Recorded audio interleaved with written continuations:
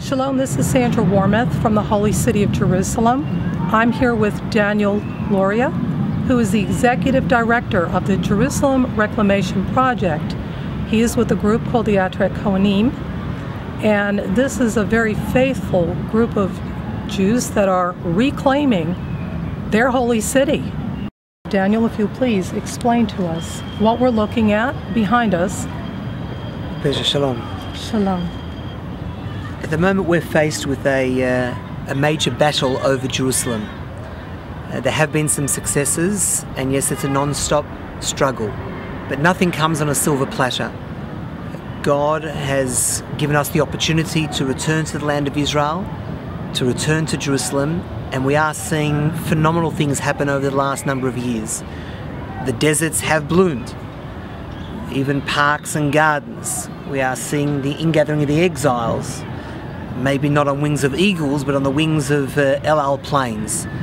We have come back to Jerusalem and the land of Israel. But there is a problem. The problem here is in the Holy Basin. The area directly behind me is one small part of what used to be called East Jerusalem. Mind you, there is no such concept of Arab East Jerusalem, because today there are close to 210,000 Jews living in what used to be called East Jerusalem or Jordan. Huge Jewish neighborhoods, all the way from Ramot, French Hill, Neve Yaakov, Ramat Eshkol, all the way down to Har Homa. Huge, magnificent Jewish neighborhoods, all part of the redemption process. Where there is still not a lot of Jews living today is, of course, in one small part of that, but the most important area for the Jewish people, where our history, our heritage, the center of the Jewish world, I like calling it the pumping station of the Jewish world, is the Old City and the area just around there.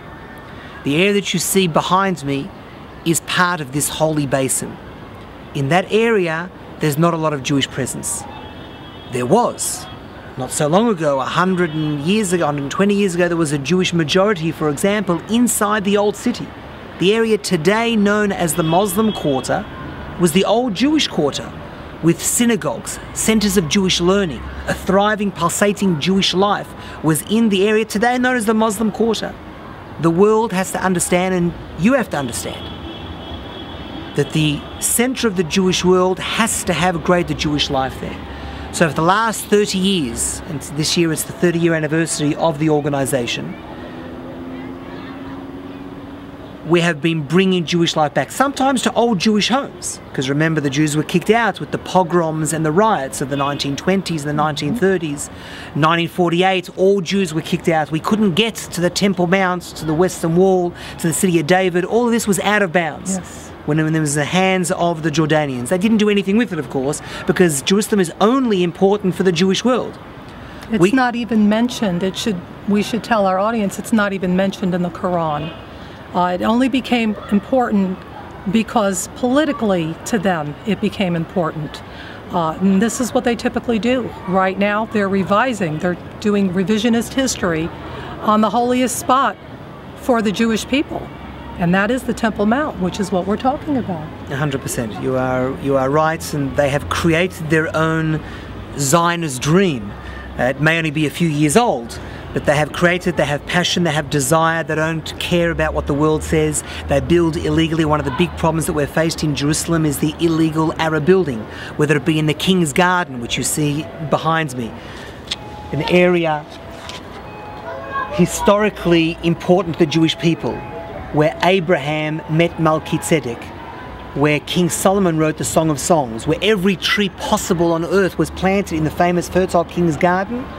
Today, the Arabs are built illegally with 80 to 90 homes there. Where are the authorities? There are organizations like Atret Kohanim trying to get the authorities to act like a sovereign body. We need to have whatever is illegal should be destroyed. Any Arab that wants to live here in peace, he should be able to live here in peace. But when you are faced with people that want to see you driven out of this country, when you are faced with people who don't care about the Jewish sovereign body, when you are faced with people who want their own sovereignty of the area, then you have a struggle.